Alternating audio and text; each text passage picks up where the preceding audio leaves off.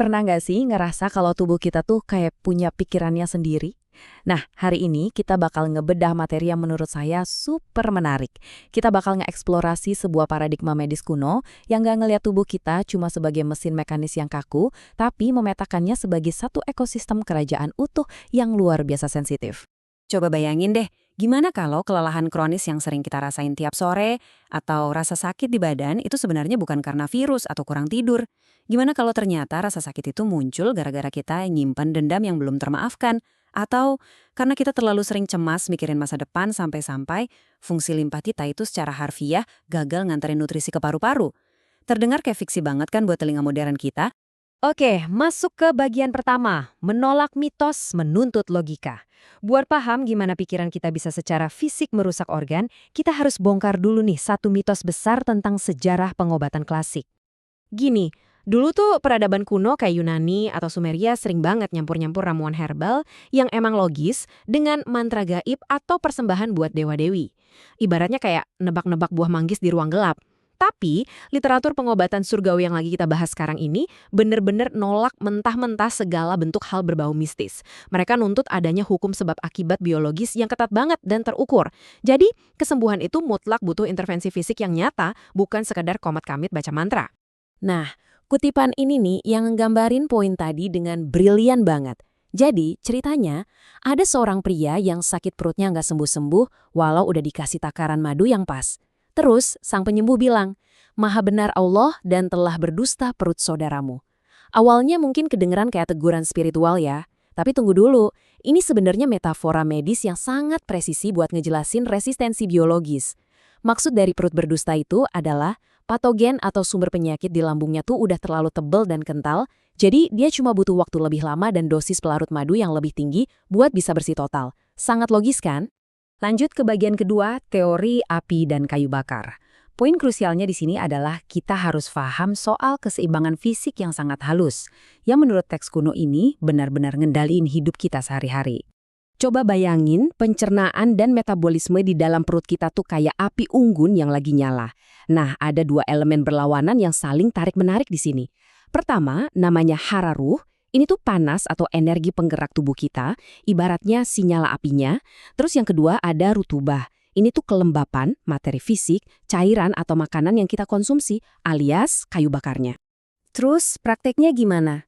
Bayangin pas kita lagi kalap makan di restoran all you can eat, sampai perut rasanya mau meledak.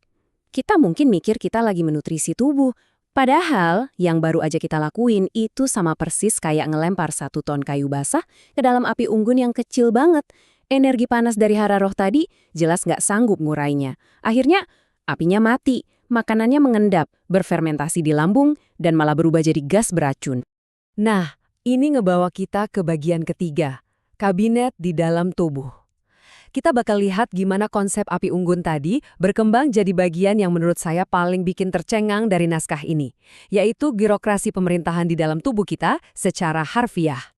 Yang benar-benar mind-blowing dari pemetaan kabinet ini adalah gimana naskah ini naruh perasaan atau emosi kita sebagai serangan fisik yang langsung ngehajar organ. Tubuh kita ini bukan sekedar kumpulan pipa dan pompa darah. Ini tuh ibarat satu departemen negara.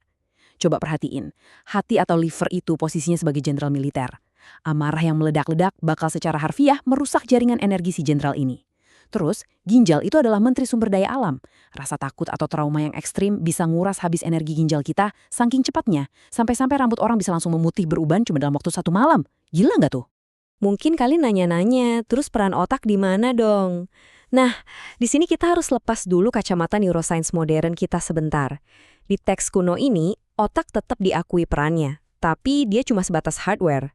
Cuma sekedar lautan sumsum, tempat kabel-kabel saraf memproses sinyal sensorik. Tapi jantung adalah sang CEO yang sesungguhnya. Dia itu user yang nekan tombol keyboardnya, si raja tertinggi, dan sumber kesadaran murni kita. Dan ini bagian briliannya. Karena mereka jalanin sistemnya kayak pemerintahan, ada yang namanya siklus kegagalan ibu dan anak. Alurnya tuh gini, kalau rasa cemas yang berlebihan melumpuhkan limpa kita, yaitu si menteri logistik yang posisinya sebagai ibu, maka limpa ini bakal berhenti kerja. Imbasnya, dia gagal nyuplai nutrisi ke paru-paru sang anak.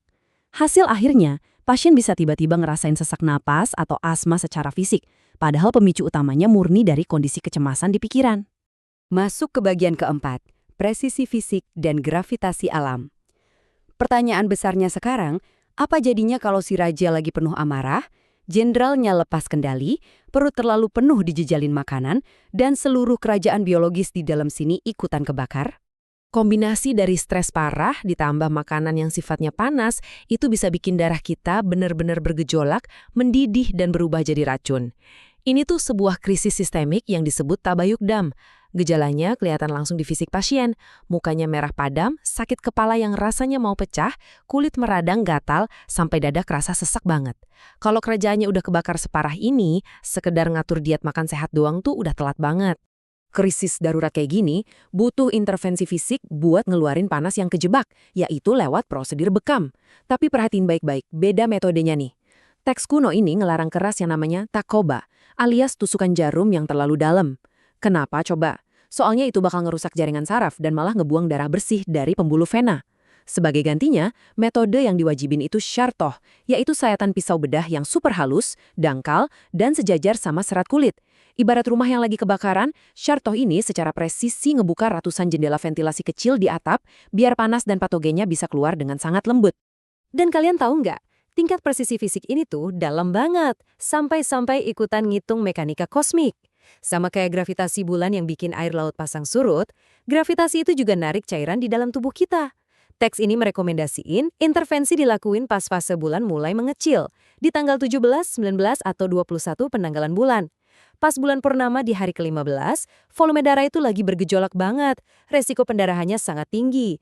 Tapi beberapa hari setelahnya, gravitasi mulai turun. Nah, patogen beracun yang berat ini udah terlanjur nyangkut di lapisan luar kulit. Ini dia momentum emasnya. Racun bisa diekstrak maksimal tanpa bikin pasien kehabisan darah. Canggih banget kan? Hal ini sekaligus ngebuktiin kalau prosedur ini tuh beneran klinis dan terukur, bukan cuma ritual mistis yang dipaksain ke semua orang. Naskah ini ngasih larangan yang ketat banget. Praktik ekstraksi ini dilarang mutlak buat pasien dengan keloid, penderita diabetes basah, orang yang punya masalah pembekuan darah ekstrem, dan benar-benar dilarang keras ada sayatan di area wajah. Bagian 5. Pesan untuk sang raja. Jadi pertanyaannya, setelah dengerin semua kerumitan mikrokosmos dan makrokosmos ini, kenapa sih cetak biru medis yang umurnya udah ribuan tahun ini masih relevan banget buat kehidupan modern kita sehari-hari? Jawabannya simpel tapi ngena, karena ini maksa kita sadar kalau ternyata sama sekali nggak ada dinding pemisah antara pikiran kita dan anatomi kita. Coba renungin deh, tiap kali kita stres ngerespons kemacetan lalu lintas, atau cemas mikirin chat dari bos di tengah malam, kita tuh sebenarnya lagi secara fisik mendikte masa depan liver kita, paru-paru kita, dan jantung kita. Nggak ada satupun pikiran yang nggak ninggalin jejak di organ tubuh kita. Kutipan ini rasanya pas banget buat nangkep esensi soal betapa rapuhnya keseimbangan ekosistem di dalam tubuh kita. Kesehatan adalah mahkota di atas kepala orang sehat yang hanya bisa dilihat oleh orang sakit. Bener banget kan? Kita sering ngeremehin keseimbangan fungsi tubuh kita, nganggap itu sebagai sesuatu yang pasti selalu ada. Sampai akhirnya kerajaan kecil di dalam sana runtuh dan kita sadar kita kehilangan segalanya. Jadi, sebagai penutup eksplorasi kita kali ini, saya mau ninggalin satu pertanyaan provokatif buat kalian telusuri lebih jauh. Kalau jantung kita beneran seorang CEO, si raja tertinggi, kerajaan macam apa sih yang lagi dibangun sama emosi kita hari ini? Apakah kita udah ngasih raja kita kedamaian dan nutrisi yang pas supaya dia bisa mimpin dengan efektif? Atau jangan-jangan kita justru lagi pelan-pelan ngebakar kerajaan kita sendiri dari dalam? Terima kasih udah ngikutin bedah materi kali ini, dan selamat merenung!